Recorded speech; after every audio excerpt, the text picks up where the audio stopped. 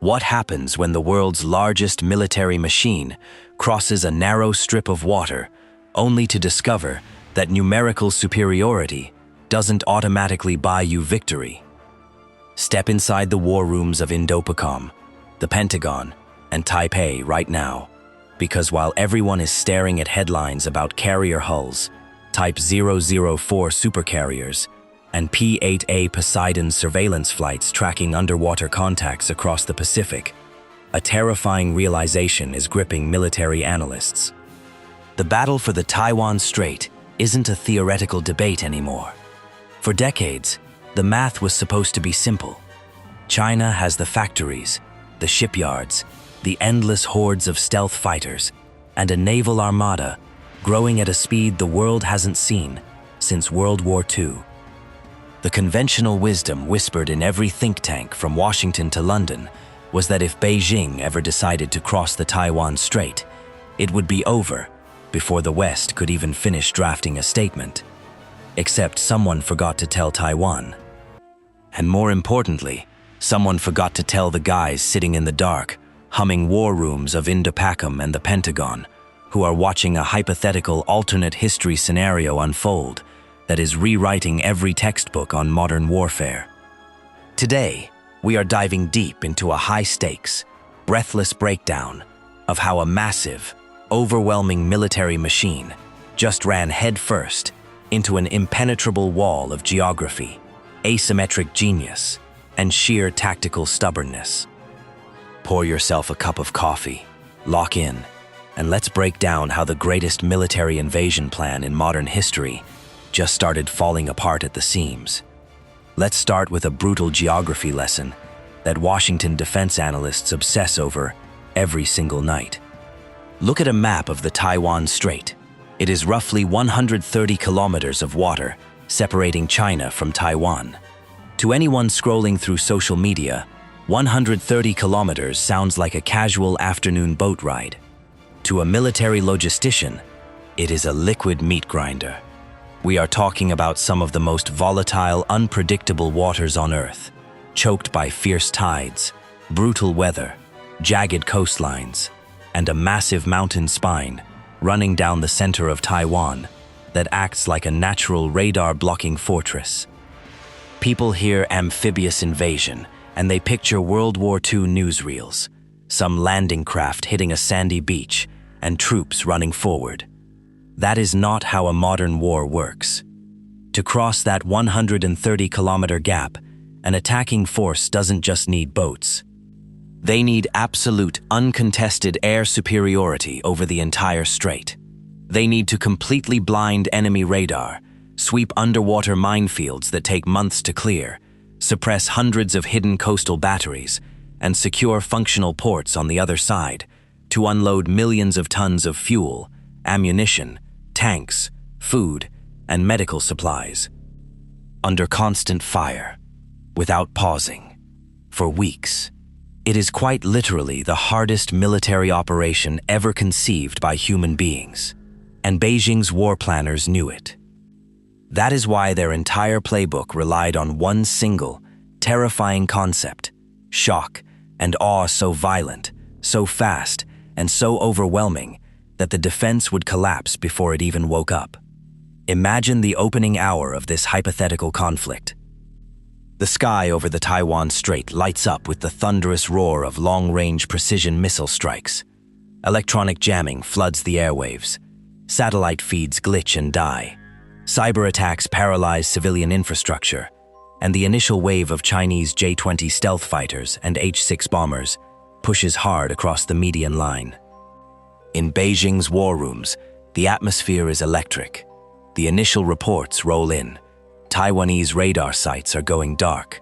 Airfields are taking hits. The timeline is holding. And then, the simulation shatters. Because Taiwan didn't build its defense to sit out in the open like sitting ducks waiting to get bombed. They built a ghost army. Deep inside reinforced concrete bunkers, carved straight out of solid granite mountain ranges, mobile Xiongfeng 2 and 3 anti-ship missile launchers suddenly roll out of hidden rock faces. They don't stay still. They pop out, Lock onto incoming targets using decentralized data links, fire a blinding salvo of high-speed anti-ship missiles, and roll right back into their underground tunnels before military satellites can even blink. The missile launcher isn't the target anymore. The entire kill chain has dissolved into thin air. Every time Chinese forces think they've blown up an air defense site, mobile Patriot and Skybow systems flicker to life from completely different, pre-surveyed backup locations. F-16Vs and indigenous defense fighters don't get trapped on burning tarmac. They roar out of subterranean hangars, dodging runway craters with rapid repair teams that patch concrete faster than you can change a tire. And down below the dark, freezing waters of the Strait, that is where the real psychological horror sets in.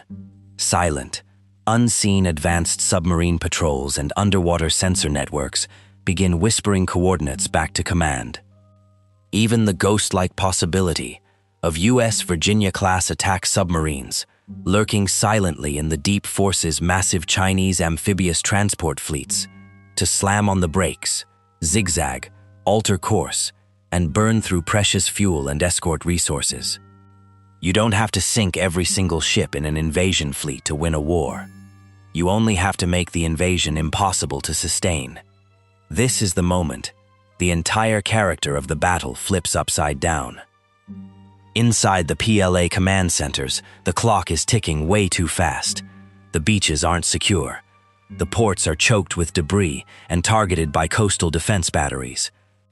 The logistics ships, the massive civilian ferries and cargo vessels converted into troop carriers, are burning through fuel at an unsustainable rate, lagging behind schedule because every mile of the strait is a gauntlet of drones, mines, and anti-ship missiles. And suddenly, the generals in Beijing look at their boards and realize the terrifying truth. The question is no longer, can China reach Taiwan? The question is, how on earth do we feed, fuel, and reinforce hundreds of thousands of troops once they actually get there, when our supply line across the strait is bleeding out? That is the genius of Taiwan's asymmetric defense strategy. They didn't try to match China ship for ship or jet for jet. That would be suicide.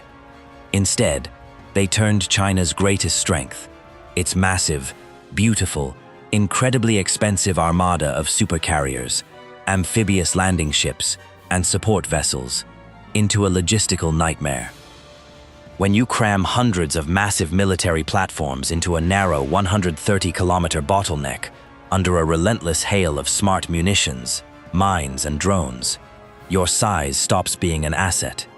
It becomes a target profile. The fleet stops being an invading force. It starts becoming a stranded, floating traffic jam.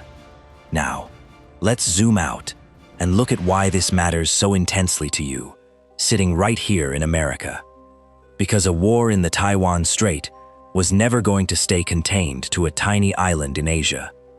Think about what happens the second those missiles start flying.